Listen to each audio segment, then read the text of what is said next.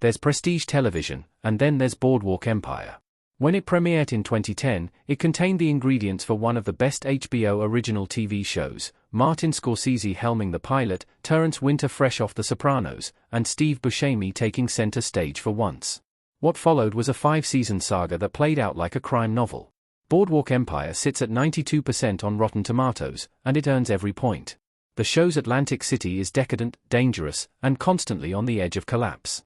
Lavish sets, sudden bursts of brutality, and long games of political maneuvering define the story from beginning to end. And yet, Boardwalk Empire never got the same spotlight as its HBO siblings. It's the kind of series that deserves a second look precisely because it slipped through the cracks. Boardwalk Empire is a perfect crime drama from start to finish. Steve Buscemi as Enoch "Nucky" Thompson in Boardwalk Empire. The pilot wastes no time setting the bar. Scorsese brings his usual sweep of gliding cameras through crowded clubs before violence erupts in sudden, jarring bursts. The surprise isn't that the first episode looks like a film, it's that the series sustains that energy for 5 full seasons, solidifying it as one of the best gangster shows of all time. Enoch "Nucky" Thompson's rise is intoxicating, but each move forward carries a cost. The show threads together family betrayal, shifting politics, and criminal alliances that make every subplot matter. Nothing feels like filler, and nothing gets left dangling. Richard Harrow, Jack Huston, and Chalky White, Michael K. Williams, prove how deep the bench goes. Harrow's masked sharpshooter is one of TV's most moving portraits of war trauma, while Chalky's fight from the back rooms of segregated clubs to power broker status charts ambition, survival, and the slow corrosion of both. When Boardwalk Empire's saddest character deaths happen and the series does end, it feels inevitable. The finale circles back to the ideas planted from the very beginning, pulling Nucky's saga to a close with a finality that few crime dramas ever achieve. Boardwalk Empire was heavily praised for its depiction of real-life historical figures. Stephen Graham as Al Capone pointing a gun at something off-screen in Boardwalk Empire. One of the show's best tricks is the way it blurs fiction with fact.